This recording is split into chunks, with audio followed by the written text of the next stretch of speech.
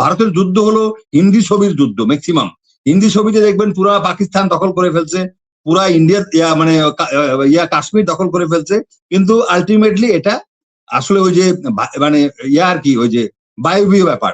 সুতরাং এগুলিতে আমাদের খুব একটা আহত হওয়ার কিছু নাই। We know the nature character of India. ভারতীয়দের অভ্যাস, ওরা সবসময় ক্রেডিট নিতে চায়। এজন্য আমি ভারতীয়দেরকে বলবো 47 সাল থেকে তোমাদের সাথে তো কাশ্মীর নিয়ে যুদ্ধ, মানে যেটা অকুপাইড কাশ্মীর ইন্ডিয়ান এবং যেটা অ্যাডমিনিস্ট্রেটেড কাশ্মীর পাকিস্তানের, তো পারলে 1 ইঞ্চি তোমরা এত বড় যোদ্ধা, এত বড় তোমরা যদি মানে বড় বাহিনী হয়ে থাকো, তোমাদের এত বড় সমরবিদ তোমরা হয়ে থাকো, কাশ্মীরের 1 ইঞ্চি। কথা দিয়ে শুরু করি। নরেন্দ্র মোদী একজন মূর্খ ব্যক্তি, তার কোনো আসলে প্রাতিষ্ঠানিক শিক্ষা নেই। সে তার শিক্ষাগত যোগ্যতা নিয়ে ইন্ডিয়ানরাই সন্দেহ করে এবং এটা বিরোধী দল চ্যালেঞ্জ করেছে যে কোথা থেকে বাস করেছে, কিভাবে বাস করেছে। নরেন্দ্র মোদীর মতো একটা মূর্খ লোক যদি দাবি করে তাতেই সেটা সত্য হয়ে যায় না, কারণ ইতিহাস ইতিহাসই থাকে। এখন ভারত যদি ইতিহাস লেখে সেটা তো আর ইতিহাস শুধু না, বা ইতিহাসটা হলো নিরপেক্ষ দৃষ্টিতে, বা যারা ইতিহাসবিদ তারা যেটা বলবে সেটাই ইতিহাস। তবে এখানে দুঃখ হলো আমাদের দেশের যারা ইতিহাসবিদ আছে, জ্ঞানীগুণী আছে, মুক্তিযোদ্ধা আছে, তাদেরকে আরো সোচ্চার হতে হবে, তাদেরকে আরো প্রতিবাদী হতে হবে, তাদেরকে সৎসাহস দেখাতে হবে। তো এটা না হলে ভারত সারা জীবন এইভাবে প্রোপাগান্ডা অপপ্রচার করে আসছে। আমি একটা কথা বলি, আমার ভাই যে নুরুজ্জামান সাহেব বলল যুদ্ধটা শুরু হলো বাংলাদেশের মাটিতে, যুদ্ধ ঘোষণা করলো I revolt major Zia, the then major Zia, president Zia, আমাদের স্বাধীনতার ঘোষক। ভারতের স্বাধীনতার ঘোষক মানে যুদ্ধের ঘোষণাটা কে করেছিল? সুতরাং দিস ইজ অল ননসেন্স। তো ভারত সবসময় ইতিহাসকে বিকৃত করে। আপনি জানেন 1947 সালে ব্রিটিশদের বিরুদ্ধে যুদ্ধ করে যখন এই যে বিভিন্ন সময় আন্দোলন হয়েছে ব্রিটিশের বিরুদ্ধে, ইংরেজদের বিরুদ্ধে, এবং ইন্ডিয়া গেটে কত হাজার 90,000 বা 92,000 শহীদের নাম আছে, তার মধ্যে 62,000 হলো মুসলমান। কিন্তু এই 62,000 মুসলমানের কথা বলে না, ওটাকে বলে ওরা হিন্দু রাষ্ট্র, হিন্দুত্ব। ওরা সেকুলারে কথা বলে সংবিধানে, কিন্তু ওরা দাবি করে সব হিন্দুরাই করেছে। তো এখন ভারতের তাজমহল মুসলমানের করা, লালকেল্লা মুসলমানের করা। এইভাবে ভারত এমন একটা দেশ যারা হিন্দুত্ববাদের একটা আখড়ায় পরিণত হয়েছে, যেভাবে জায়নবাদ ইহুদিরা মানে ইসরায়েল, ওইভাবে এখানে আমাদের এই উপমহাদেশে ওরা। তো ভারতের ঐতিহাসিক বিজয় যদি এটা হয়ে থাকে, তাহলে ঐতিহাসিক বিজয় করলো, তা ঐতিহাসিক বিজয়ের পরে তারা চলে গেল কেন? যুদ্ধ কি ওদের মাঠে হয়েছে না আমাদের মাঠে হয়েছে? যুদ্ধ কি ওদের কয়দিন করেছে ওরা যুদ্ধ? ওরা তো ডিসেম্বরের 2 তারিখে যখন পাকিস্তান বিমান হামলা করলো ভারতে, তো 3 তারিখ ওরা ঢুকলো যশোর দিয়ে, বা মানে একটা বর্ডার দিয়ে। 13 দিন যুদ্ধ হলো না, 12 দিন যুদ্ধ। ভারত কনভেনশনাল আর্মি হিসাবে বাংলাদেশ যেহেতু যে যুদ্ধটা করতেছিল সেটা ছিল গণযুদ্ধ। বাংলাদেশের জনগণ, আমাদের দেশের মুক্তিবাহিনী, আমাদের দেশের যারা পুলিশ, আমাদের দেশের যারা আর্মি, তারপরে নৌবাহিনী, বিমান বাহিনী, ছাত্র জনতা, কৃষক, শ্রমিক, সর্বস্তরের মানুষ এই যুদ্ধ করেছে। এটা ছিল একটা জনযুদ্ধ। সুতরাং এটা ছিল মানুষের পপুলার যুদ্ধ। এটা আমাদের দখলদার পাকিস্তান বাহিনীর বিরুদ্ধে ছিল আমাদের এই যুদ্ধ। কারণটা হলো আমরা বঞ্চিত ছিলাম, আমাদের বৈষম্য ছিল, বৈষম্যের বিরুদ্ধে আমাদের যুদ্ধ ছিল, এটা চলমান ছিল সংগ্রাম।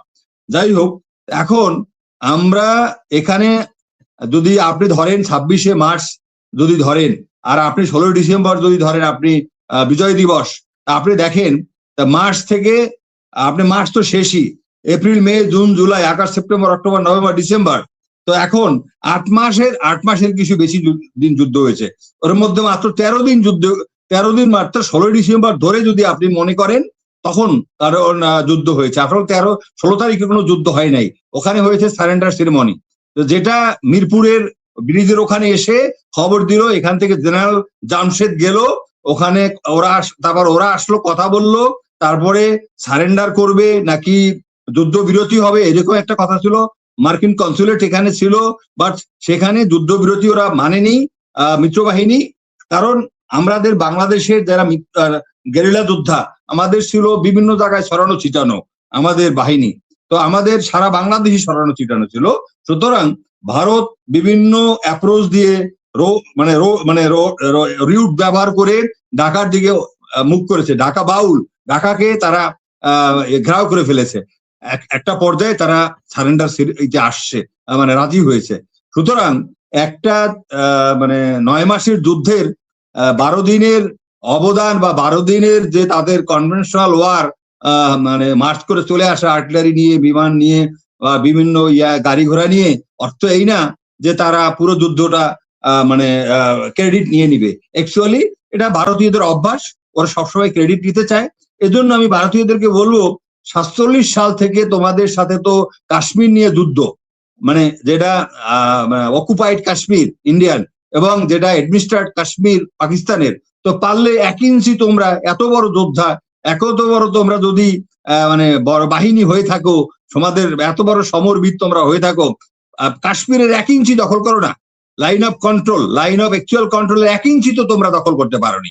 সুতরাং এই যে ভারতের যুদ্ধ হলো হিন্দি ছবির যুদ্ধ। ম্যাক্সিমাম হিন্দি ছবিতে দেখবেন পুরা পাকিস্তান দখল করে ফেলছে, পুরা ইন্ডিয়া কাশ্মীর দখল করে ফেলছে, কিন্তু আলটিমেটলি এটা আসলে ওই যে ওই যে বায়বীয় ব্যাপার। সুতরাং এগুলিতে আমাদের খুব একটা আহত হওয়ার কিছু নাই। We know the nature character of India. সুতরাং ওরা যুদ্ধ করবে, ওরা ক্রেডিট নিবে, ভালো কথা, ক্রেডিট দাও, তোমরা আমাদেরকে সাহায্য করেছো, তোমাদের কমন শত্রু আমাদেরও কমন শত্রু ছিল। অ্যাকচুয়ালি বাংলাদেশের আগে আমাদের যে পূর্ব পাকিস্তান, যে পশ্চিম পাকিস্তান, আমাদের দ্বিজাতি তত্ত্বের ভিত্তিতে পাকিস্তান রাষ্ট্র কায়েম হয়েছিল। সুতরাং এখানে একটা ধর্মীয় ব্যাপার আছে। এখানে আমরা ব্রাহ্মণ্যবাদের বিরুদ্ধে আমাদের যুদ্ধ ছিল, আমরা এই জন্য আলাদা হয়েছি। ওরা আমাদের এখানে একটা জমিদারির একটা রাজ্য বানিয়েছিল। এখান থেকে পূর্ব পাকিস্তান থেকে তদানীন্তন এরা সমস্ত সম্পদ আহরণ করে ভারতে হিন্দু বাবুরা, ব্রাহ্মণরা কলকাতায় গিয়ে ফুর্তি করত, আর এখানে কৃষক মারা যেত, এখানে প্রজারা না খেয়ে থাকতো। জমিদারির যে প্রথা সেটা মারাত্মক ছিল। সেই জমিদারি প্রথা কারণে আমাদেরকে অত্যাচার, অবিচার, জুলুম যেটা বছরের পর বছর চলেছে, সেটা ব্রিটিশরা যাওয়ার পরে সেটার জন্য আমাদের 71 আসছে। 71 আসার পিছনে অনেক কারণ আছে, শুধু পাকিস্তানের জন্য না। এখন ভারতের এবং আমাদের দুইজনের কমন এনিমি তখন পাকিস্তান হয়ে গেল। তখন ভারত আমাদেরকে সাহায্য করেছে, আমরাও সেটা লুপে নিয়েছি। সুতরাং আমাদের এটা হলো কমন এনিমি ছিল তখন পাকিস্তান। এখন যেমন কমন এনিমি আমাদের এই যে, যদি আপনার জুলাই যোদ্ধা ধরেন আমাদের 24-এর, এখন আমাদের এনিমি হলো ভারত। তো ভারত যেহেতু আমাদের দেশে উৎপাত করে, আমাদের দেশে শান্তি বাহিনী তৈরি করে, আমাদের দেশে বঙ্গভূমি আন্দোলন করে, আমাদের দেশের মধ্যে এই যখন হাদিকে মারার জন্য লোক পাঠায়, সুতরাং এই ভারতের বুঝতে হবে এখন আমাদের যখন ছিল ইন্টারেস্ট কমন, তখন ছিল বন্ধু, পরে হয়ে গেছে শত্রু। এবং তারা স্বাধীনতার পরে এদেশ থেকে 40,000 কোটি টাকার সম্পদ লুফে নিয়ে গেছে। এখন 71 যুদ্ধের সময় রাশিয়া আমাদেরকে অস্ত্র দিয়ে সাহায্য করেছিল, সেই সমস্ত অস্ত্র ভারত আমাদেরকে দেয়নি। ভারত আমাদেরকে দিয়েছে অস্ত্র, অনেক পুরনো অস্ত্র এবং নিম্নমানের অস্ত্র, না হলে আমাদের যুদ্ধ আরো ত্বরান্বিত হতো, আরো বেগবান হতো। সুতরাং আমি বলবো যে ভারত যেটা দাবি করেছে, মোদী যেটা দাবি করেছে, সেটা আমাদের অনেক আওয়ামী লীগের নেতাদের বয়ানেও আমি দেখি। হাসিনাও মনে করত যে ভারত স্বাধীন করে দিয়েছে, এবং এখনো ওরা মনে করে ভারত স্বাধীন করে দিয়েছে এই দেশ, এবং এটা আওয়ামী লীগকে লিজ দেওয়া হয়েছিল। তা আওয়ামী লীগের কাছ থেকে লিজ ছুটে গেছে এই 15-16 বছরের, এই জন্য হাসিনাকে তারা ফেরত দেয় না, হাসিনাকে চায় আবার টাকায় এখানে বসাতে। সুতরাং nothing to be worried, Bharat আমাদের শত্রু, এটা চিহ্নিত শত্রু, এখানে আমাদের ভুল করার কিচ্ছু নাই, আমাদের মনে রাখতে হবে। আর ভারতের যেটা ঐতিহাসিক বিজয় ভারত বলে, আমাদের ঐতিহাসিক বিজয়। কারণ ভারত যদি এত বড় শক্তি হতো, তাহলে ভারত 71-এর পরে এ দেশ থেকে চলে যেতে হয়েছিল কেন? ভারত তো তা থাকতে পারেনি দেশে। যদি ওরা এটা যুদ্ধ করে পাকিস্তানকে তাড়িয়ে যদি এটা নিয়েই থাকে, দখল করতো, দখল করে রাখতে পারলো না কেন, থাকতে পারলো না কেন? Why they had to go? সুতরাং ভারতের ক্যাপাবিলিটি কতটুকু আমরা জানি, এবং ভারত আজ পর্যন্ত ম্যাকমোহন লাইন যেটা ব্রিটিশরা করেছে চায়নার সাথে, ভারত এখনো তো চায়না দাবি করে ভারতের মধ্যে অনেক তাদের অংশ, এবং ভারতের অনেক অংশ তো নিয়েও গেছে চায়না, সেটা তো 1 ইঞ্চি উদ্ধার করতে পারেনি, দিন দিন আরো হারাচ্ছে।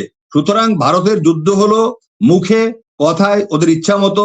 ওরা ওই যে আপনি নতুন যখন পার্লামেন্ট ভবন হলো তখন ওখানে একটা ম্যাপ লাগালো, মানচিত্র, যেখানে দেখালো যে বাংলাদেশও তাদের মধ্যে। সুতরাং ভারতের কোনো কিছু যেটা মানে আমরা হালকাভাবে নেব এটা ঠিক না, কিন্তু দুঃখজনক হলো আমাদের দেশে কিছু গাদ্দার হয়েছে, কিছু ভারতীয় দালাল হয়েছে, দাসদাসী হয়েছে, বেঈমান হয়েছে।